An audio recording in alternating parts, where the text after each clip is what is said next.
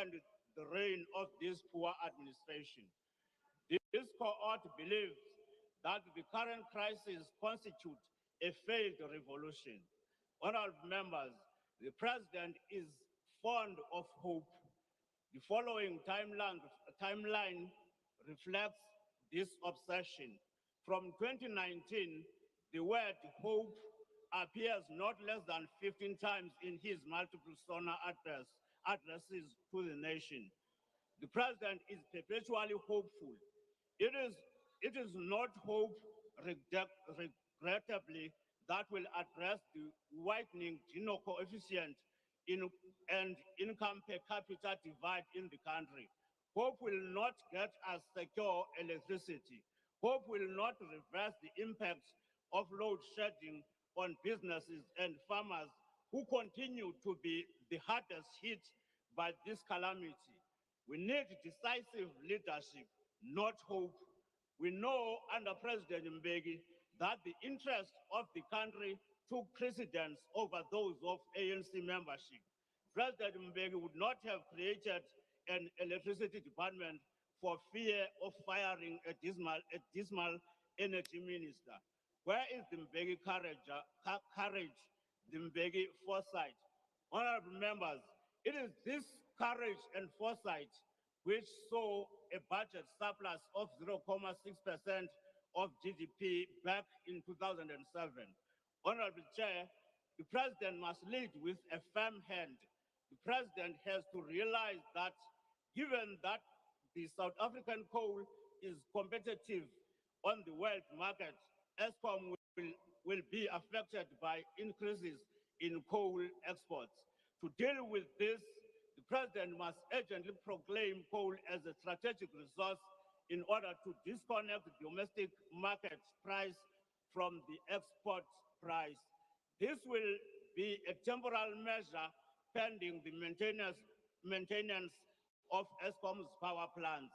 We are also of the view that demanding ministers to meet their KPIs instead of burdening the fiscus with continuous duplicate written appointments conjures up bold leadership. In closing, we wish to offer the following solutions to the president. To end unemployment among unemployed graduates, a graduate supply development fund must be created to provide seed funding. Are you a minister of God affected by the current lockdown regulations on church gatherings? Then BBT 24 offers you a great opportunity to reach out to your congregants. As we celebrate our 5th year anniversary, we've got special rates tailor-made just for you. The secretary will then read why don't the you order of the day. Reply by the President to debate on the state of the nation. The Honorable the President.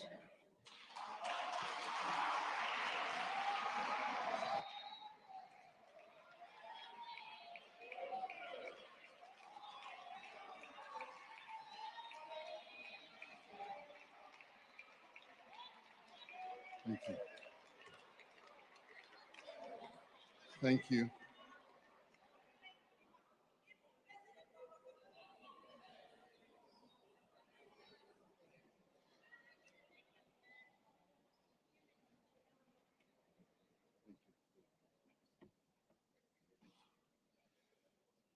Speaker of the National Assembly, Chairperson of the National Council of Provinces, Deputy President of the Republic, David Dabete Mabuza, Ministers and Deputy Ministers, the leaders of political parties here present, as well as the Deputy President of the governing party, Paul Mashatile. Honorable members, in the State of the Nation address last week, I said that a nation is defined by how its people meet the gravest difficulties whether they work together and confront their challenges as one, united by a common purpose, or whether they surrender to the problems before them. The same can be said of their elected representatives.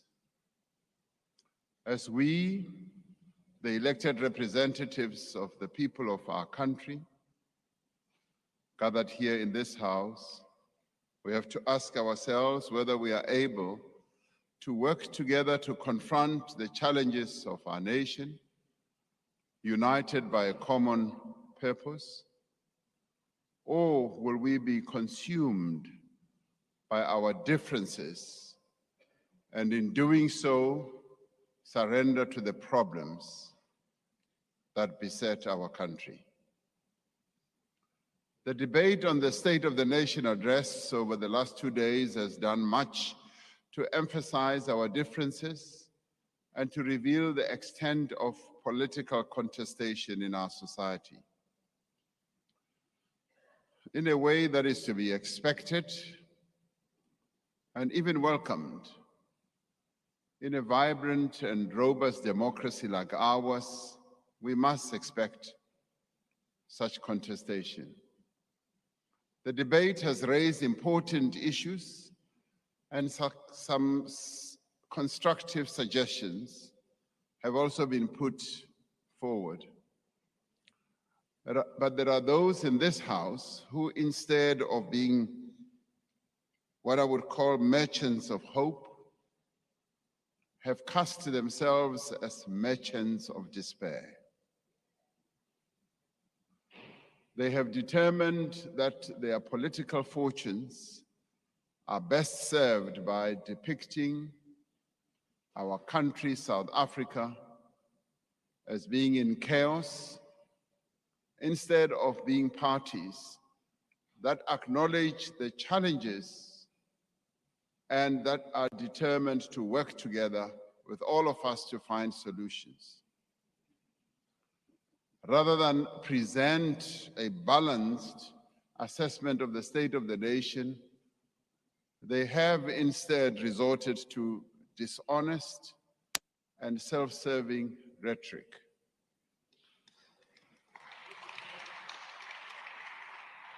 Rather than acknowledge the grave damage caused to our country by what has ensued in the past, such as state capture, by the effects of a devastating global pandemic, and by the worst public violence in the history of our democracy, some of these honorable members have failed to come up with practical suggestions or solutions that can resolve the many problems that our country faces today. Some chose to belittle and even to deride what has been achieved over the last 5 years in the midst of extremely difficult conditions, because it does not serve their political interests to recognize the progress that has been made and progress that is plainly clear to everyone who cares to look. The contributions that they have made may serve their electoral aspirations, but they do not serve the interests of the people of South Africa. The task we have as elected representatives, as I said, is to emerge from this debate with a common determination to meet the challenges of the present, but also to renew the promise contained in our Constitution of a better life for all. Where people began to doubt the promise of our Constitution, it is our job to restore their faith in our Constitution, not through words, but through action. To do so, we must reflect deeply and honestly on what has gone wrong on where we have strayed from the path we set out in the first place. As the Honorable Prince Buthelezi rightly said in his remarks, which were delivered by the Honorable Singh, what South Africans want is honesty, fairness, justice, and to know that their government is capable and willing to do its job.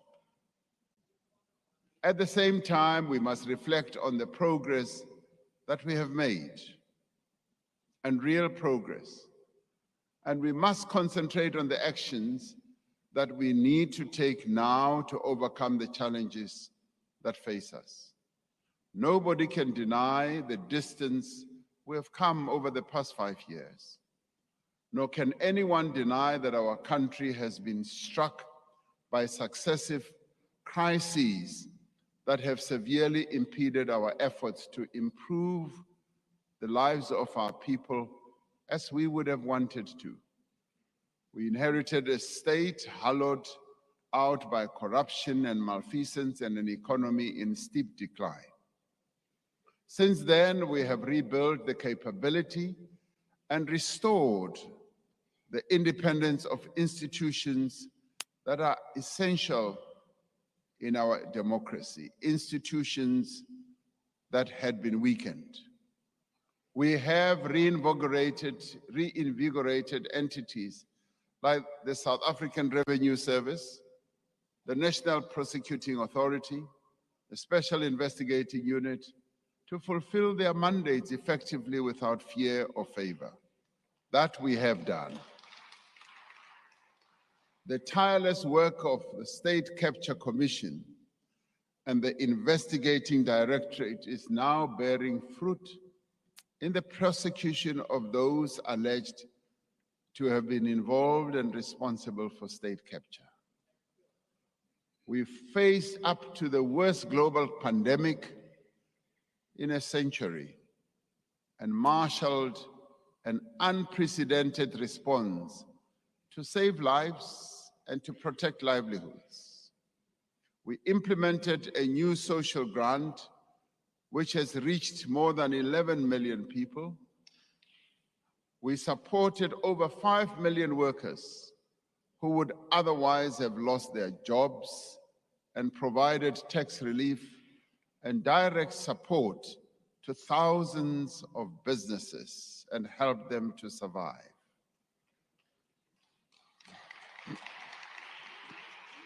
Indeed, Honorable Masango, South Africans need hand-ups and not hand-outs.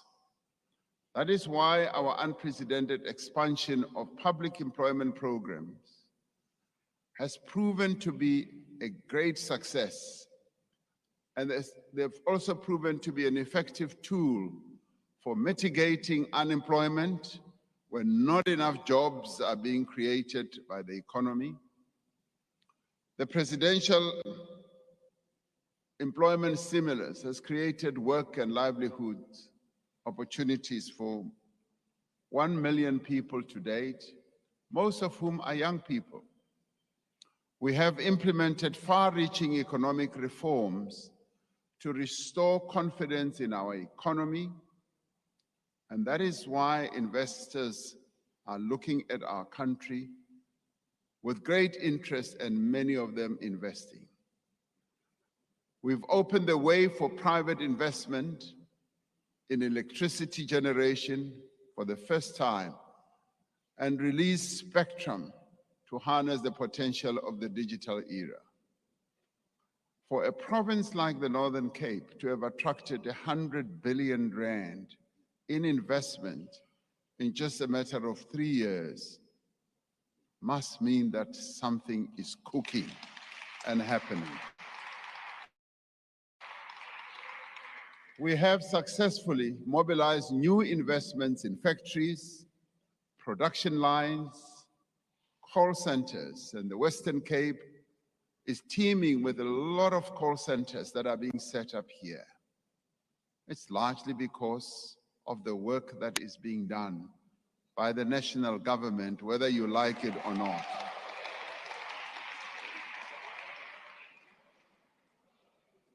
Farms and mines are being invested in across the country. These have created jobs and opportunities, including for small business. Special economic zones in Gauteng have been set up because international companies have seen that we really mean business, and we are indeed embarking and implementing the reforms that we promised we would make. This represents real progress to rebuild our country and to recover from what we lost. Despite this progress, however, we face steep challenges.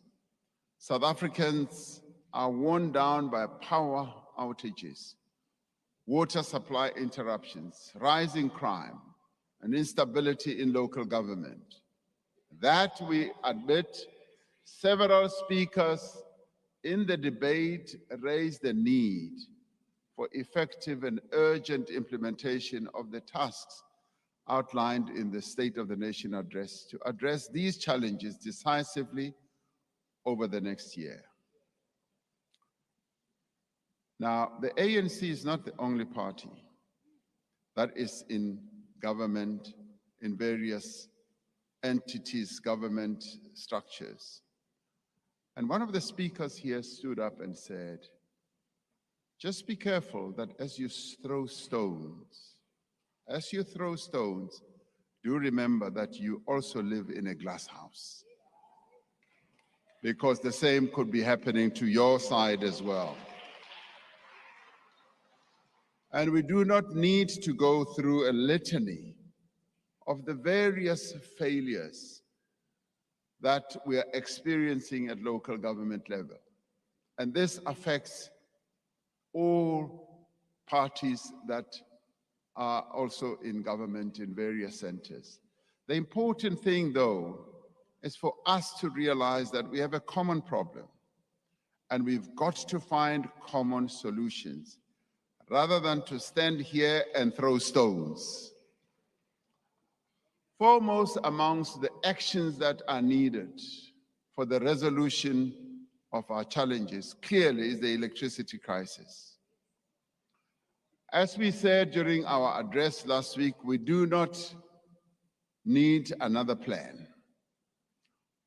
We need to accelerate the implementation of the plan that we have already put to the nation in July last year. We have already taken a number of important steps to reduce the severity and frequency of load shedding.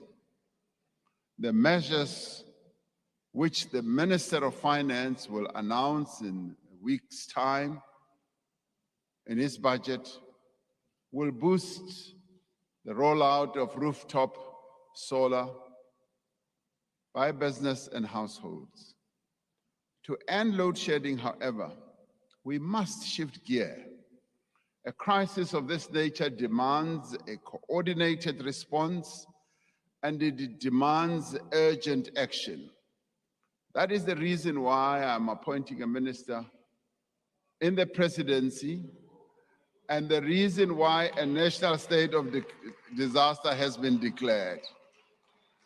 As I said last week, cheers.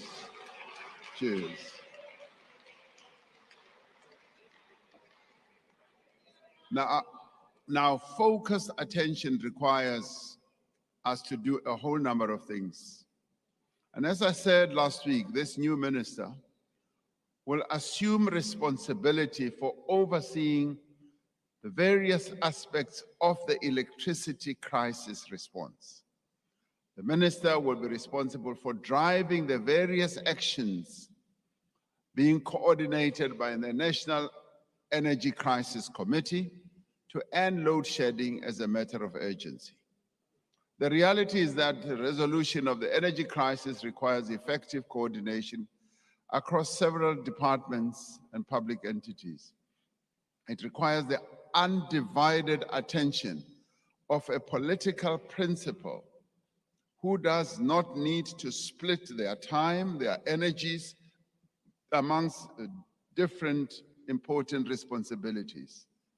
This appointment will ensure that there is a minister who is ultimately responsible for resolving load shedding and who is able to work with all fellow cabinet ministers, departments, and entities also.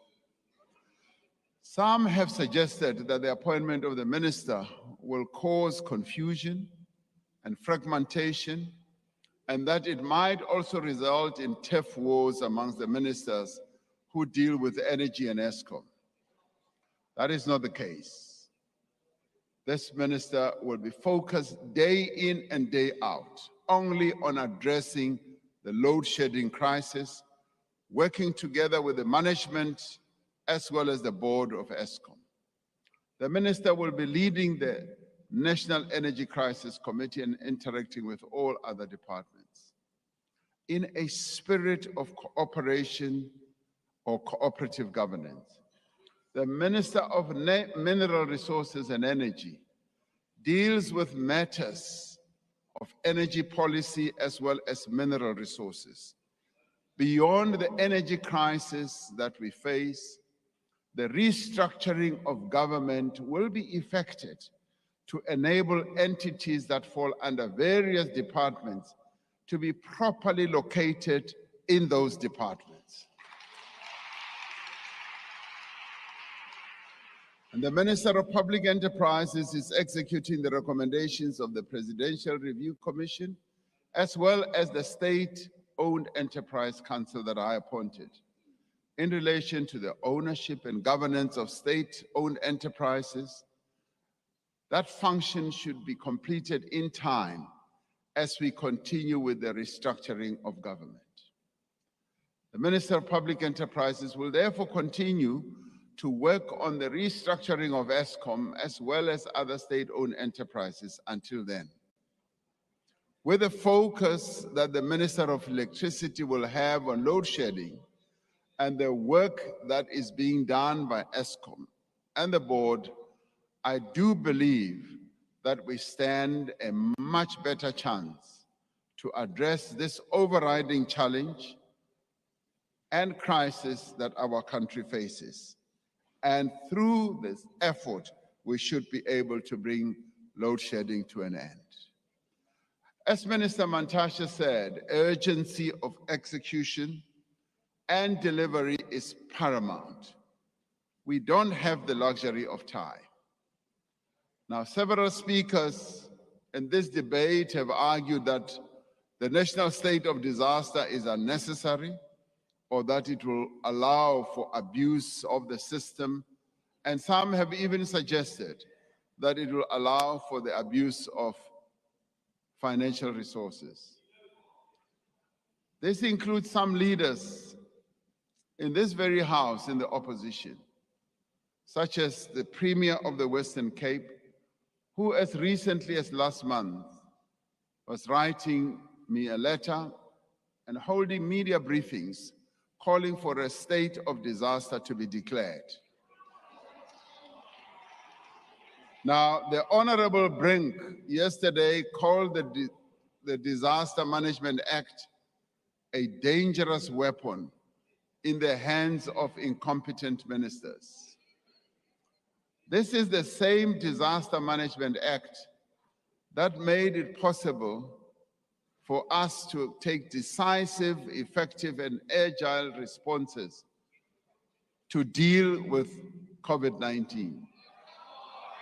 It was this act that empowered us during that pandemic to save many lives and prevent even greater hardships.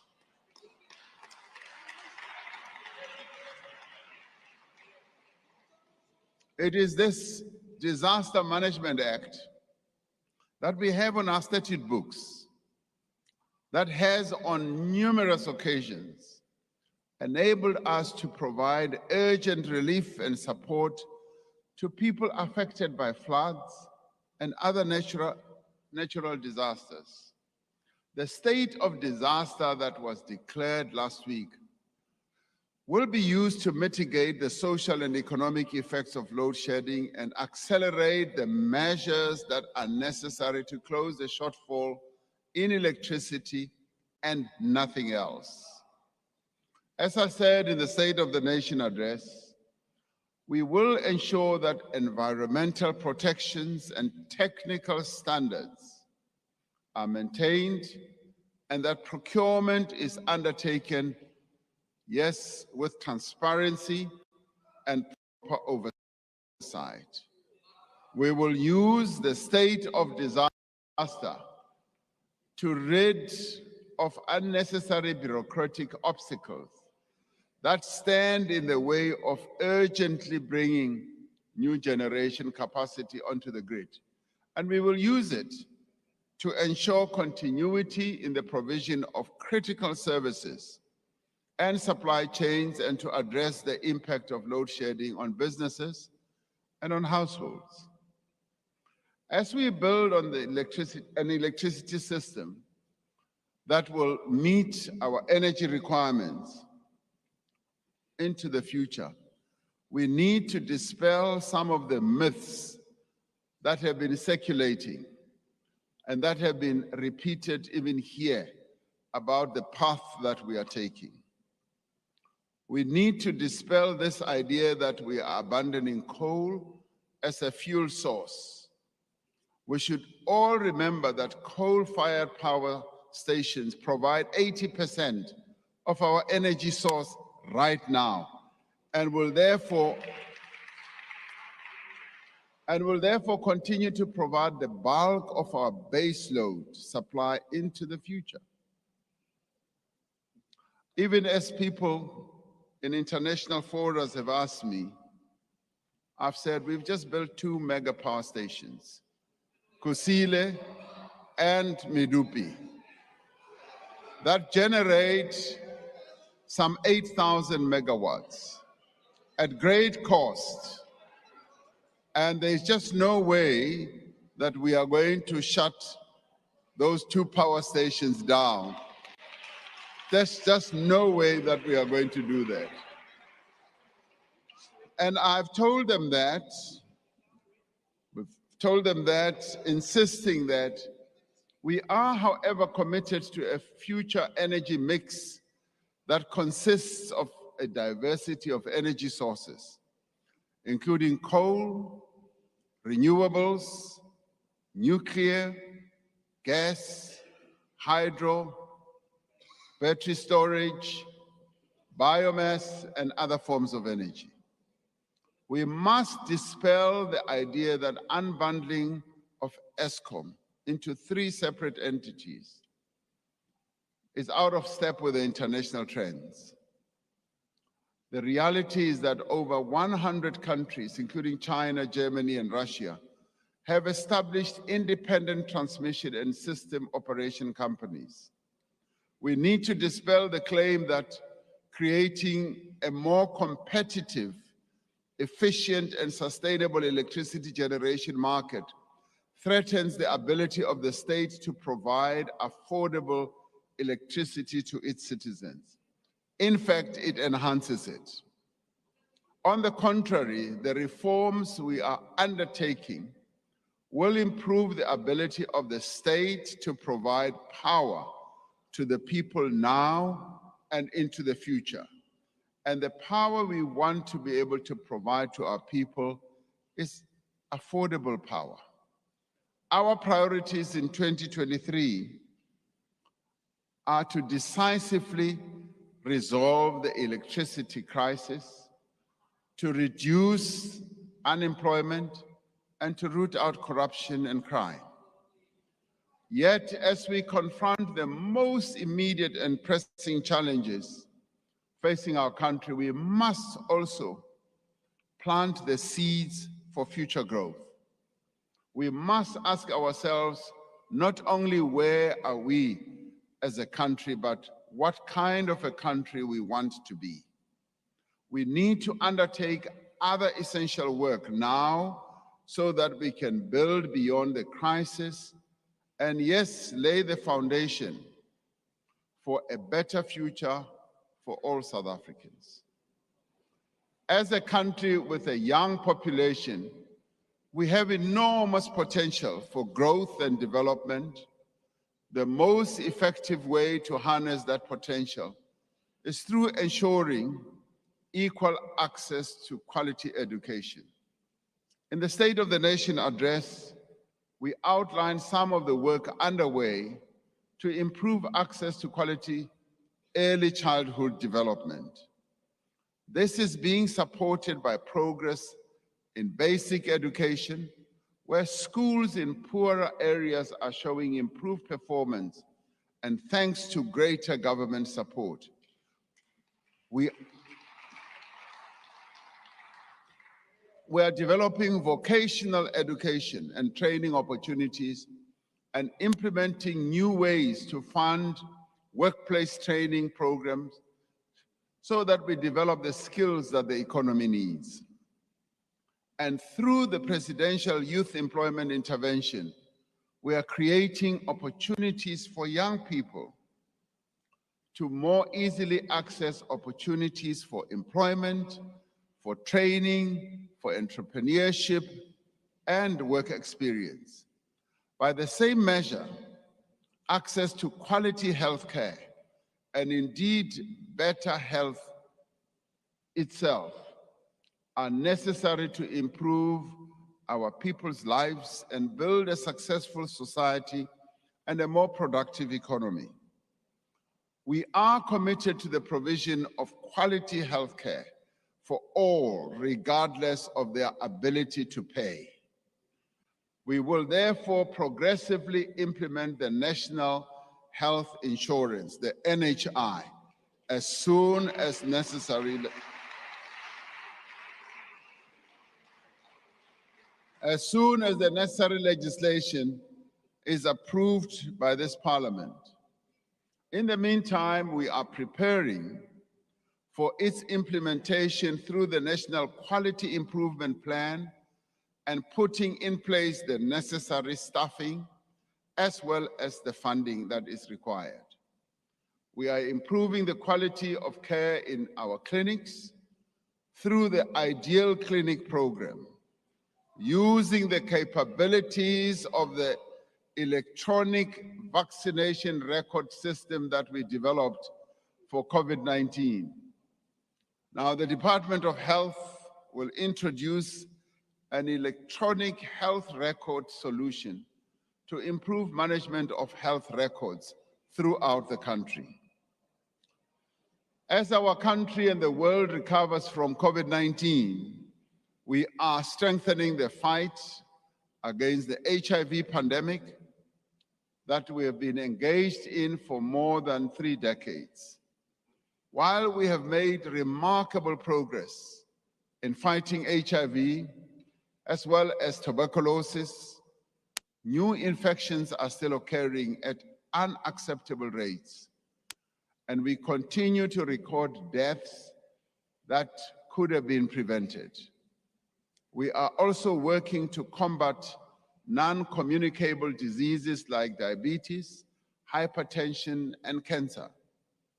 We are paying greater attention to mental health.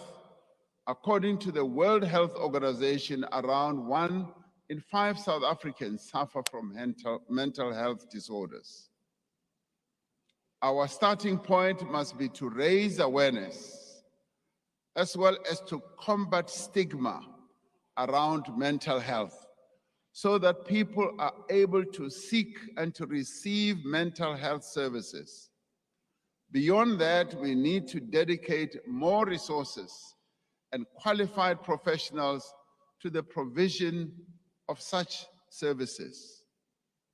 We are working to end discrimination against persons with disabilities and to remove the impediments of their full participation in the economy, in society, and in all areas of life. Last year, we held a very successful summit on economic empowerment for persons with disabilities to improve access to resources such as land, finance capital, decent work, capital infrastructure, and labor.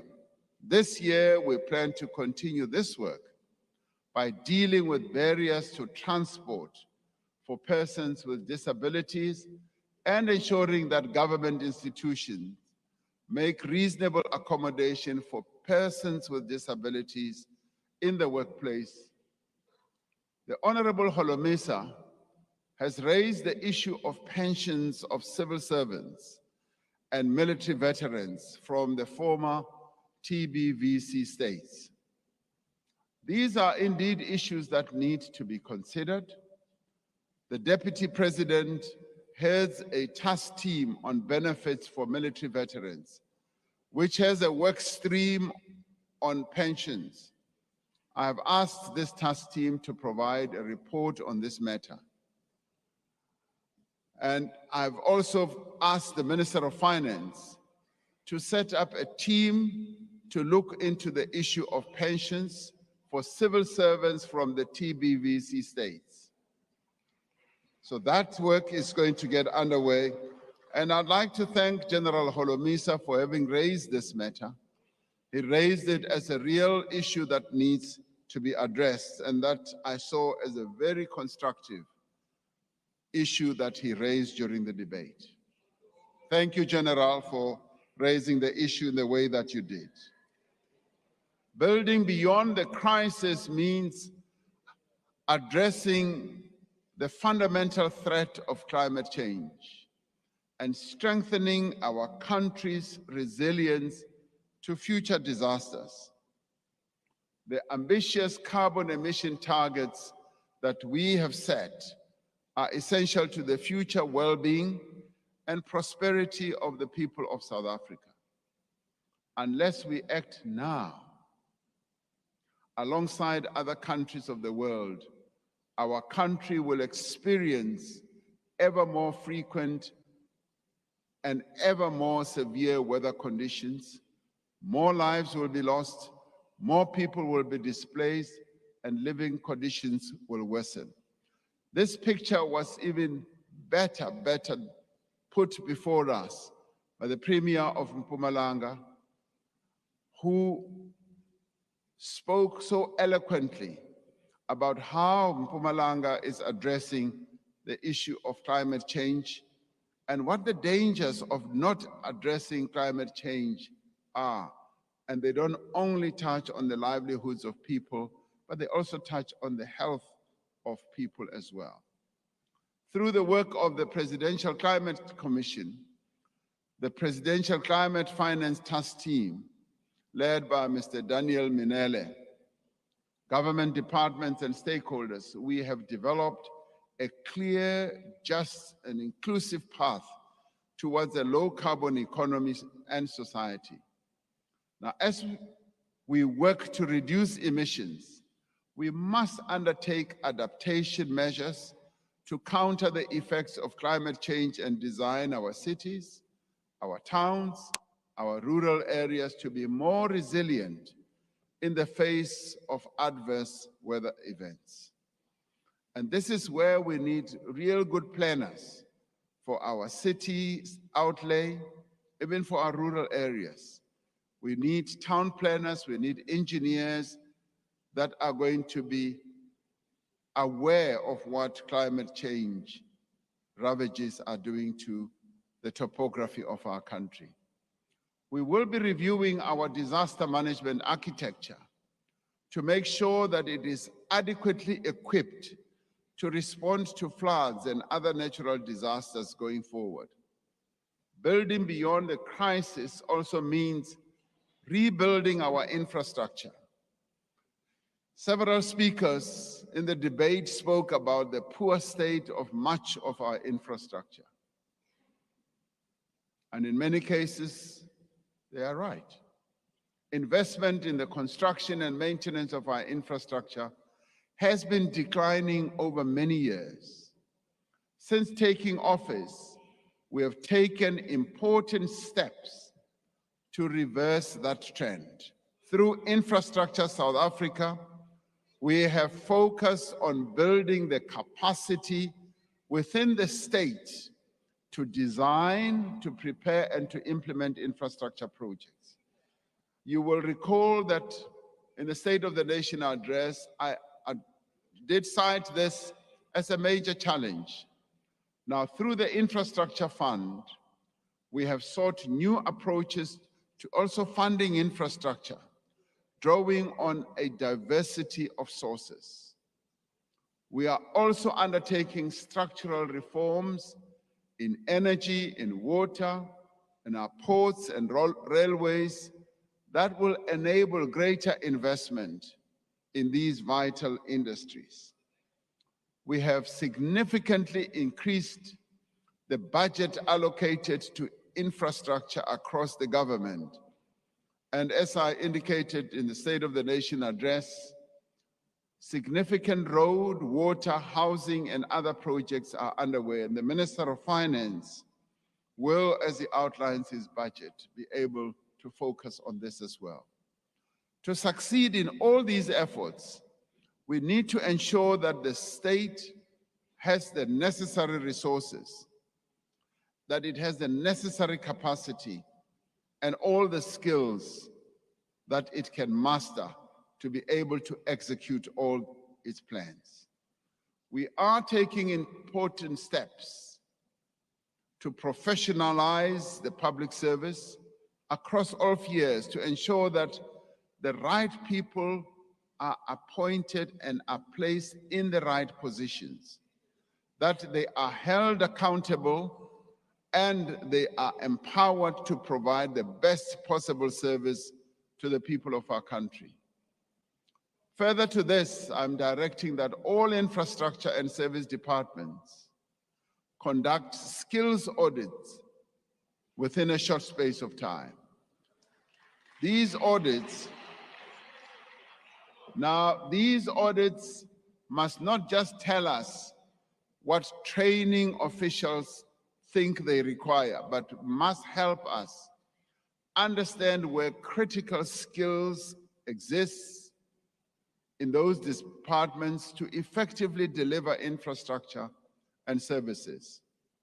The National School of Government will work with other organs of state like the Human Sciences Research Council, the HSRC, to conduct these audits. We said in the State of the Nation address last week that South Africa's fortunes are linked to those of our continent. We depend on a peaceful, stable, and prosperous Africa to advance our own development as a country. In April last year, South Africa assumed its two-year term as a member of the African Union Peace and Security Council. We will be chairing a meeting of the Council in Addis Ababa tomorrow. Through our participation in the Peace and Security Council, South Africa is working with other countries to bring peace to areas of conflict on our continent, such as the Eastern DRC, whose president I had a lengthy discussion with last week, with Libya, the Sahel region, and northern Mozambique as well. In October last year, South Africa hosted and played a role in the facilitation of the successful peace talks between the government of Ethiopia and the Tigray People's Liberation Front, which were facilitated by the African Union. Our former Deputy President, Phumzile Mlambo-Ngcuka, participated in these talks and flew the South African flag on our behalf.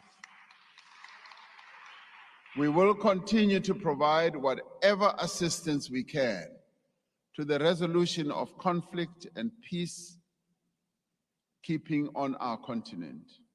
Our recent experience of the COVID-19 pandemic has demonstrated the value of a united response to common challenges.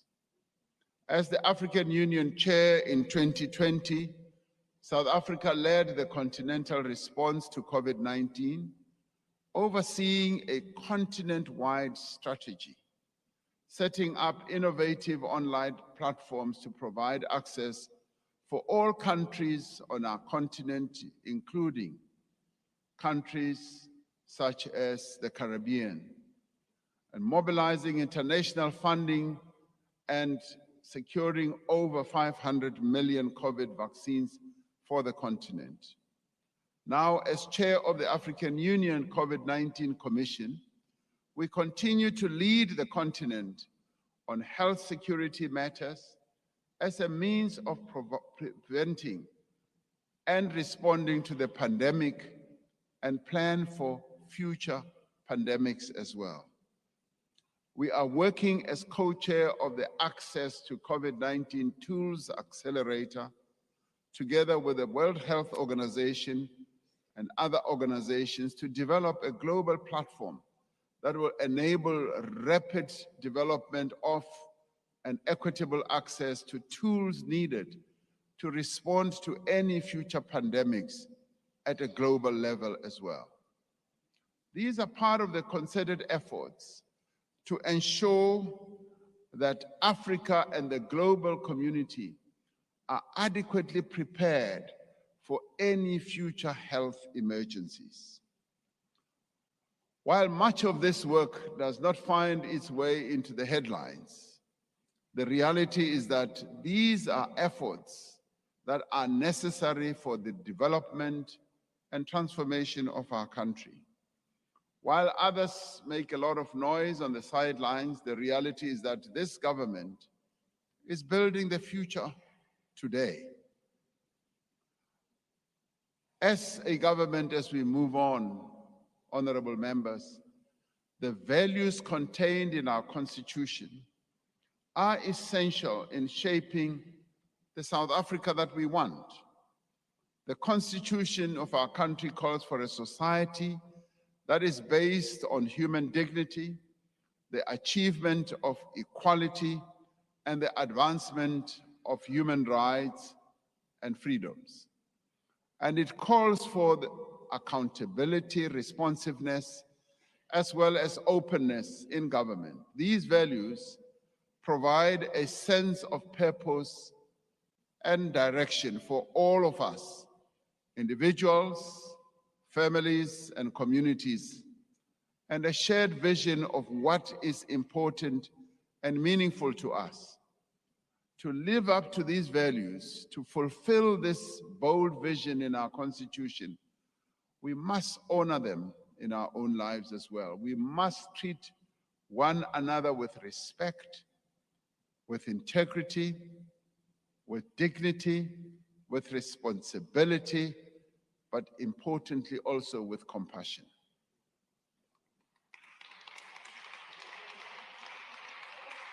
We must build a society in which people can work together for the common good, in which all people are treated with the dignity and the respect they deserve, and in which everyone is given the opportunity to reach, yes, their full potential. It is these values that have set our country apart since the dawn of democracy almost 30 years ago. It is these values, too, which inform our relations with all peoples and nations across the world. We have observed with great sorrow the immense loss of life and suffering caused by the recent earthquakes in Turkey and Syria. We once again extend our deepest condolences to the governments and the people of those two countries in the face of this humanitarian disaster. As I conclude, I wish to extend my appreciation to Deputy President David Dabede Mabuza, who has given me unwavering support over the last 5 years.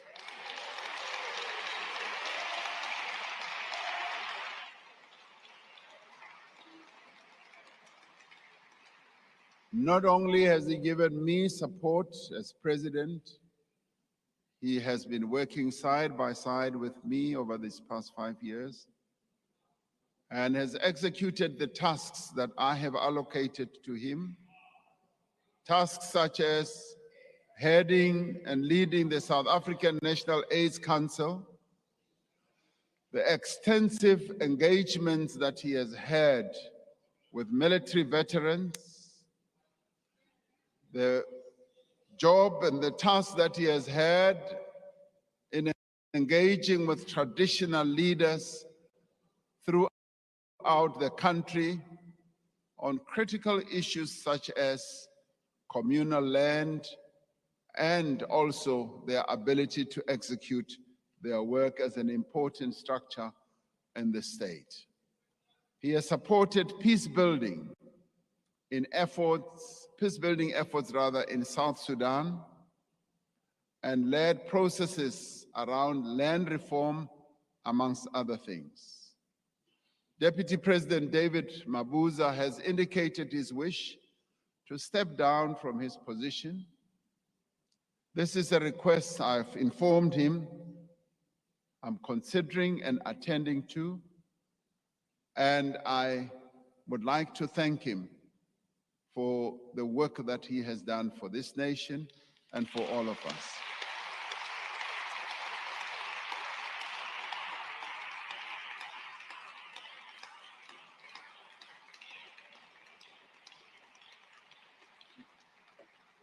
DP, cheers.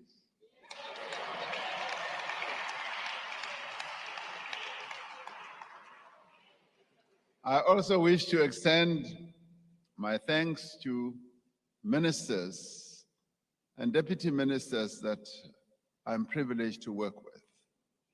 I thank them for the outstanding work that they do in the service of the people of our country.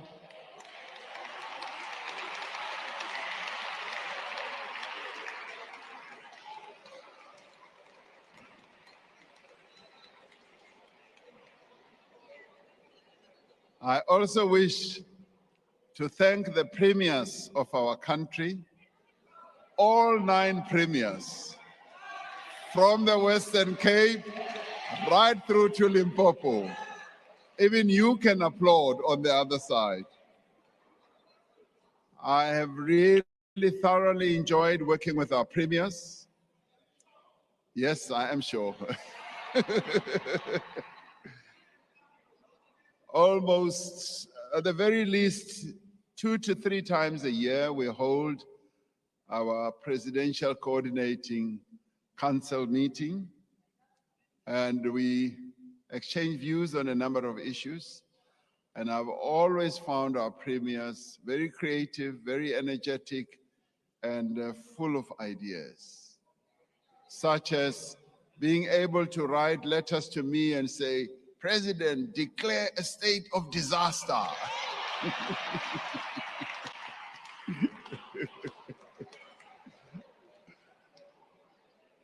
So I thank them.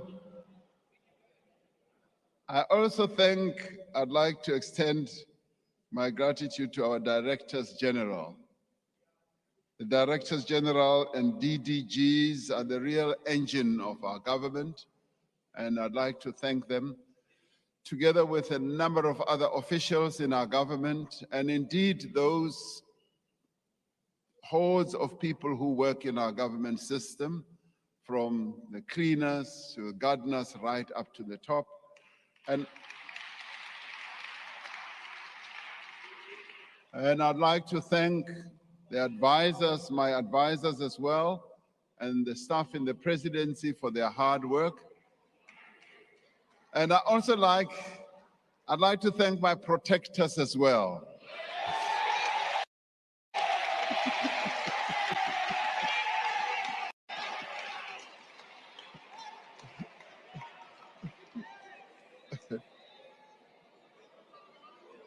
A journalist asked me over the weekend whether I was ever terrified or scared. I said, no, I wasn't. And it was largely due to the fact that I have really good protectors, and I thank them.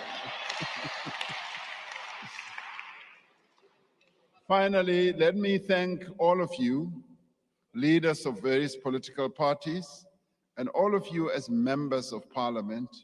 I thank you all for the inputs you have made, the criticisms that you level at me, and suggestions that you put forward, and all what you express. I really thank you, because this is what makes our democracy a rich democracy. Finally, allow me to reiterate what I said in 2018 State of the Nation address, delivered exactly 5 years ago today. I said we should reaffirm our belief that South Africa belongs to all who live in it. For though we are a diverse people, we are one nation. There are 57 million of us. That's what I said then. There are now closer to 61 million of us, each with different histories, languages, cultures, experiences, views, and interests. And in fact, I digress. When it comes to views, I always think that there are 61 million views. Each one of us have a different view on any issue. But I continued to say, yet we are bound together by a common destiny. We are one people committed to work together to find jobs for our youth, to build factories and roads, houses and clinics, to prepare our children for a world of change and progress, to build cities and towns where families may be safe, productive, and be content. While there are many issues on which we may differ, on these fundamental matters, we are at one. So, honorable members, South Africans are a resilient people. They are a hopeful people. And indeed, there are reasons for hope. But we cannot live on hope alone, as many of you have said. Dit is waar, achtbare die dood, die Suid-Afrikaanse mense verdien beter as unvervulde en leë beloftes. It is the job of government to deliver basic services, to protect its citizens from harm, to create the conditions in which every person can thrive. Mushumo wa muvhuso washu ndwa uri unakise Afrika Tshipembe, u itela uri vhathu vha hashu vha kone u tshila vhutshilo vhune ha ḓo vha takadza. Ndi hezwi zwine ra fanela uri ri ite hafhanoni Afrika Tshipembe uri vhathu vha hashu vha kone u bvelela phanḓa zwavhuḓi. That is why, as we work to implement the actions that will restore our country's promise, I'm not asking for your patience. I'm asking for you to support our people as they work with us to address all these challenges. That's all I am asking for. Let us never forget that whatever our challenges, whatever our differences, noma sihluka kuphi nakuphi noma kuyini, sonke asifani, kodwa okusihlanganisayo ukuthi izwe lakithi liphumelele liye phambili. Iloko okusidibanisayo. So in the end, we all seek the same future for our country. It is therefore important, and I repeat, that we should stand together to build that future. Batho ba haeso ba batla go re bona re kopane re le ntho e le nngwe re sebetsa mmogo hi tira swin'we hi pfelela amahlweni hi leswi va swi lavaka. I thank you.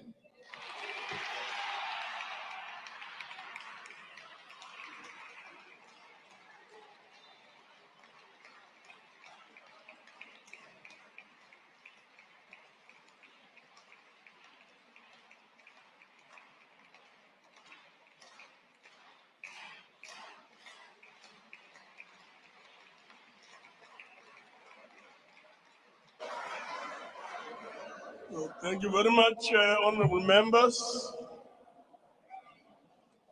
I now take this opportunity to thank the honorable president for his address and to remind members that they should wait until the procession has left the sitting. That, honorable members, concludes the debate of the State of the Nation address and business for the day. The joint sitting is now adjourned.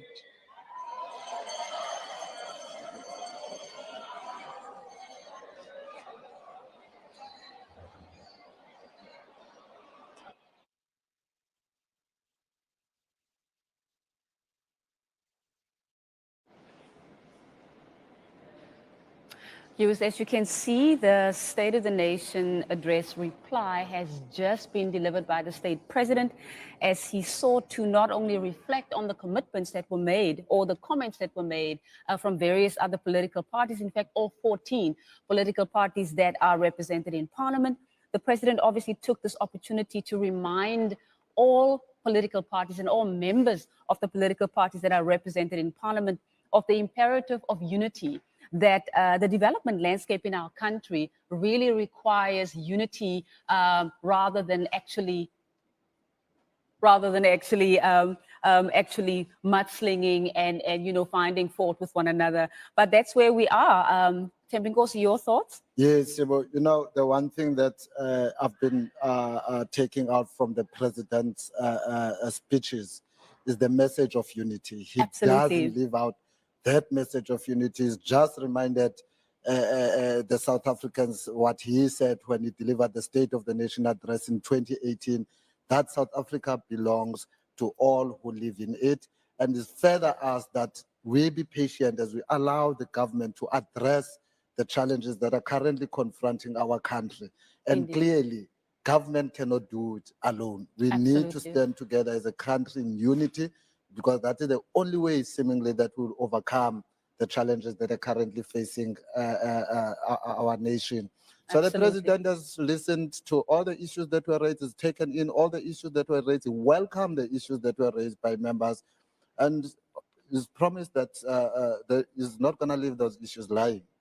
Indeed, and also as we reflect on some of the commitments that were made by from the legislative sector space, we've had some commitments and comments, obviously, from the chairperson of the National Council of Provinces, as well as the Speaker of the National Assembly, that from an oversight perspective, they will be doing targeted and gunning for outcome-based oversight. So really, this is a critical year, not only for the executive to implement, but it's also a testing year for the legislative sector to ensure that it actually puts the appropriate mechanisms and systems in place to be able to put in place systems for outcome-based oversight. Absolutely, Sibulelo. It's time now for the committees of parliament to get on with their programs.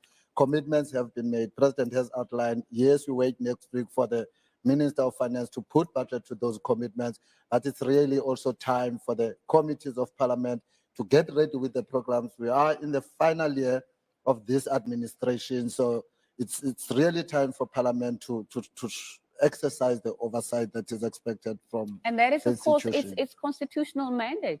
And one of the key pillars of Parliament's constitutional mandate, and that, of course, that also refers to the broader legislative sector, is to ensure that it conducts oversight. And if we are thinking about the Constitution as an instrument of transformation, and the concept of transformative constitutionalism comes to mind, that really when all the three arms of state, but specifically in this instance, is obviously the role of the executive in implementing, taking policy, or taking the challenges from the development landscape of the country and turning those into actionable and implementable plans. But equally so, the responsibility also rests with Parliament to ensure within that ambit and within that space of transformative constitutionalism that it takes its constitutional mandate and actions it in a manner that is able to advance transformation. And we had an opportunity to speak to a number of chairpersons during the shows, wherein they also indicated that we have heard what the president have said. It is now upon us as the legislatures to then oversee that such programs that the president has committed on are implemented by government. Absolutely. And another key point that was raised by the president started off, but of course acknowledging all of the key inputs that were made, that came from the floor, that came from all the 14 parties that are represented in Parliament, and of course, including the special delegates as well, from the NCOP, who came through the NCOP, the premiers who were there. But importantly, what the president was, it is important for us to remember that there's a multiplicity of challenges that we're facing as a country, that we probably would have been much further by now had it not been for the 2020 COVID-19 pandemic. And we obviously cannot, look at the current context without actually reflecting on the far-reaching impact that the COVID pandemic has had on all aspects of life in South Africa, not only for South Africans, globally as well. It would definitely be irresponsible for us to overlook that COVID happened in 2020. We're all there. We saw the impact of government. We know that in some instances, it was even beyond what government can offer, because remember, this pandemic